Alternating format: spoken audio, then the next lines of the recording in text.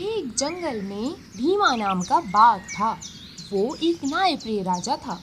सभी जानवर उसकी हर बात बहुत ही शांति से सुनते और उसकी बातें मानते थे। एक दिन सभी जानवरों को सभा में बुलाया गया। तभी भीमा जानवरों को समझाते हुए कहता है, सुनो दोस्तों, जैसे कि आप देख ही रहे हो कि इस साल गर्मी बहुत पड़ रही है, पानी की भी बहुत कमी होते जा रही है। इन इंसानों ने पेड़ों को काट दिया है ना, इसीलिए आप सब अभी अपना ध्यान रखें और पानी की तलाश में शहर की तरफ मत चले जाना। भीमा अपनी बात पूरी नहीं कर पाया था कि कालू हिरण एकदम घबराया हुआ आता है और उससे कहता है, अरे महाराज, जरा उधर चल के देखो, बहुत ही खतरनाक जानवर है, वो जानवरों को परेशान कर रहा है। भीमा कालू हिरण के साथ जाता है और वह उस जानवर को देखता है कि वह जानवर दूसरे जानवरों को मारकर खा रहा था। भीमा उसको देखकर बोलता है, अरे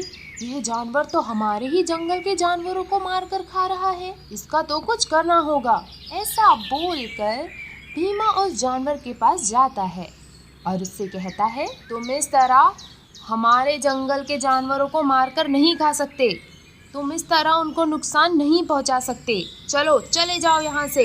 वह जानवर बोलता है, मुझे बहुत भूख लग रही है, इसीलिए मैं सबको खा जाऊंगा, तुम यहाँ से चले जाओ वरना मैं तुमको भी घायल कर दूंगा। ऐसा बोलकर वह अजीब सा दिखने वाला जानवर भीमा पर हमला कर देता है और भीमा सोचता है, इससे अभी लड़ाई करने का कोई मतलब नहीं है, इससे अकेले नहीं लड़ा जा सकता, मुझे कुछ और करना होगा। दूसरे दिन फिर भीमा अपने सभी जानवरों से बात कर रहा था। तभी वह कहता है, इस खतरनाक जानवर का कुछ करना होगा वरना हमारे जंगल में बहुत बुरा टाइम आ सकता है। तभी अचानक वो जानवर आ जाता है और वह बोलता है, तुम सभी ध्यान से सुन लो, मुझे रोज एक जानवर ला कर देना खाने के लिए, वरना मैं तुम्हारे जंगल के सभी जानवरों को खा जाऊंगा। और रहा सवाल तुम्हारे ये भीमा महाराज का, तो इन्होंने तो मेरी शक्तियों को देख ही लिया है कि मैं कितना ताकतवर हूँ।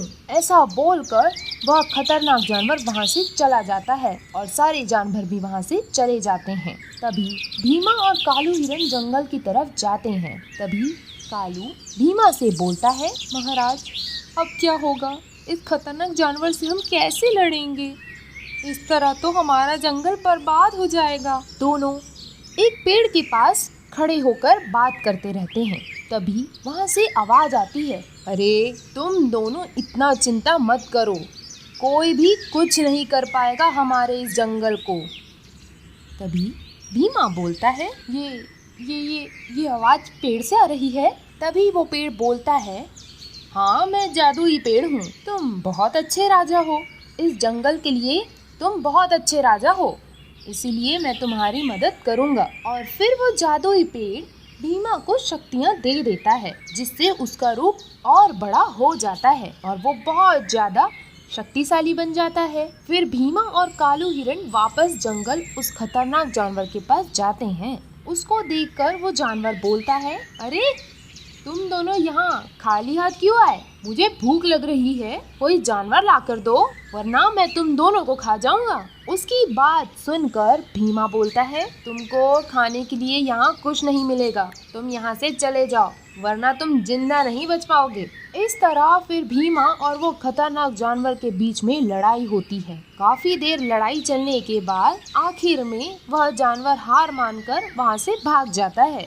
इस तरह उस जादुई पेड़ की वजह से भीमा जीत जाता है और सारे जानवर सुरक्षित रहते हैं।